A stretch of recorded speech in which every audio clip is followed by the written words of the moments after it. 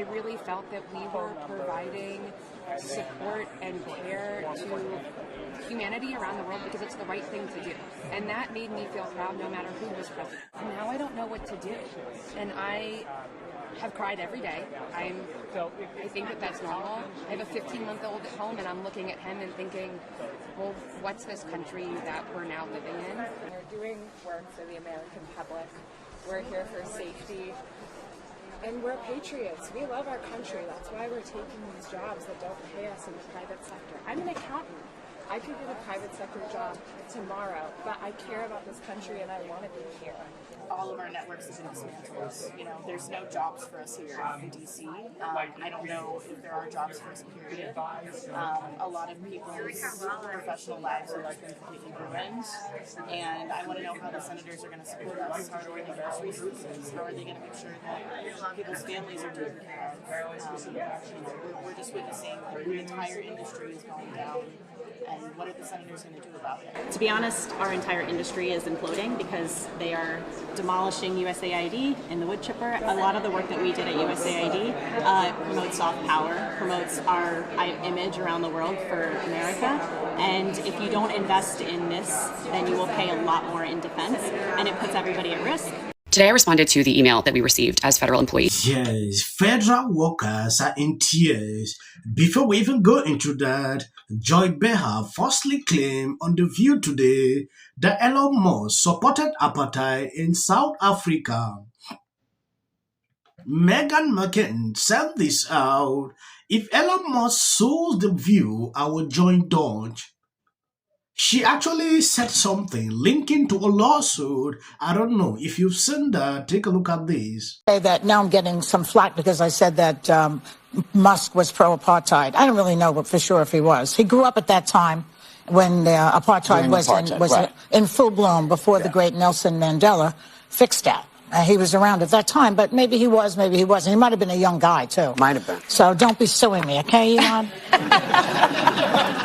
They're allowed to say any lie they want, but we have to be really strict. That's why this show's important. Yeah. I think that's true. I don't think he ever wanted really the responsibility of the job. He's not really bright enough to handle the job. And Elon Musk kisses his butt and strokes his tiny ego or big ego, whatever it is. And he doesn't get to he can take a nap while the guy was not born in this country, who was born under apartheid in South Africa, so has that mentality going on. He was pro-apartheid, as I understand it. He's a naturalized citizen. Right. Now. He's a naturalized citizen. Now he's a naturalized citizen. Oh, really? How did he do that? Did he come over the border legally? Yes, I don't know if you realize that later in the show, she attempted to walk back her comment, admitting that she didn't know if they were true and said, "Don't be suing me, okay, Elon."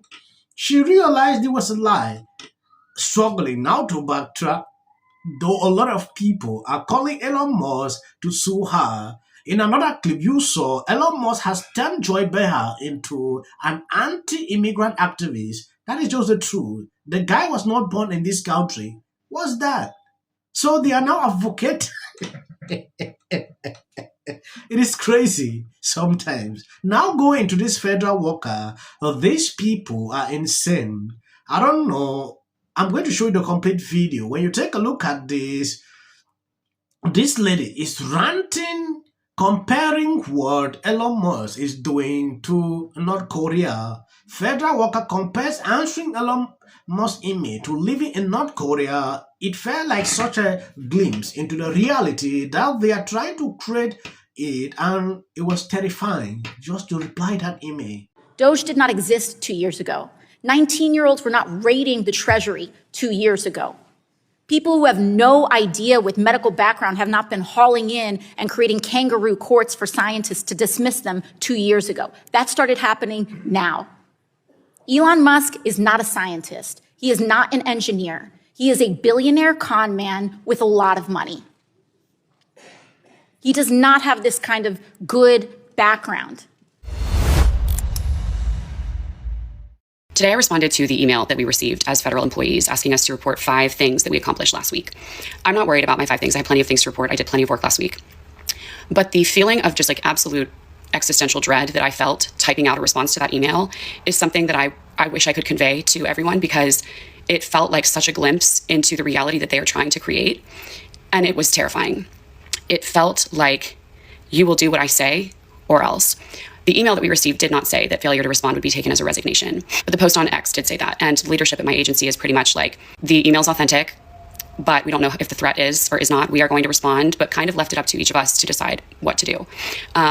We have received more emails about all of the fucking bullshit going on with DOGE and Elon and all of this federal employee stuff, that like I've spent more time in the last couple of weeks navigating these emails, going to these town hall meetings, going to these other meetings, making sure that so that the leadership can break down what's happening and tell us how we need to respond and tell us what the fuck is going on and tell us, oh, you might lose your job because when your FTE runs, like there's so many things that they're having to convey to us. And so nothing that actually should normally be getting done and accomplished is being done or accomplished, because we're all so busy fucking trying to navigate this hellscape that is happening.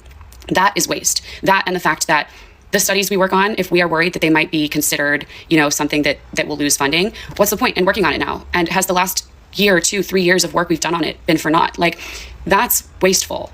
Like, this whole thing is an exercise for them to show us how much power they have and how little we have, and how we must do what they say. And it's so insane because, again, who the fuck is Elon? Like, how does he get to decide that he is king of the federal employees, king of HR at the Office of Personnel Management, and he gets to tell us, send this email or you're fired, like you lose your job? There's no rationale here that makes it make any sense outside of, look how much power I have and you better listen or your livelihood is gone. The 2 million people that are gonna have to respond to this email, if they choose to, are they gonna go through 2 million emails to make sure that they were honest, to make sure that they were authentic, to make sure that the items listed out were relevant to the people's jobs, to make sure that the person, like, there's so many things that would have to happen for them to like actually legitimately go through these emails, and that's not going to happen because it just like, it can't happen, and again, like, it's just a flex. It's just, you need to know who's in charge, and this is one of the ways we're making you aware. And the feeling that I felt responding to that email was such a glimpse into a possible future here, a probable future here if we don't do something about it. It felt so scary and so heartbreaking. It felt much like I would imagine living in a place like what I always imagined North Korea to be like, where the energy is, yes, master, your wish is my command. And again, these people that we're reporting to are people that have no expertise outside of like tech. They don't know anything about the health services that are operated through the federal system or about anything, really. And now half of the CDC workforce is gone, and the national park rangers are like largely gone. Yes, when I see someone like this comparing the United States to North Korea, it really gets me wondering, if they allow this person to stay in North Korea for 1 week, she won't be able to survive. Yes, not because any person is doing anything to her, but the laws in place won't allow this lady to stay in North Korea. You are in a country where you feel free to even speak up like this. Just imagine you being in North Korea. You don't even have the right to speak up or do certain things. A simple email, respond to it. You can't do that. It's a problem. You can't be accountable to your own work. I just believe that, excuse me, I just believe that if you are working, you should be able to be accountable. You should be able to show forth what you do at any time, at any given time. That should not be something to... Here's Donald Trump's new director of the Offices of Management and Budget on his feelings about everyone who works for him. We want the bureaucrats to be traumatically affected. We want, when they wake up in the morning, we want them to not want to go to work. Mission accomplished, because we've already paid for it with our subsidies.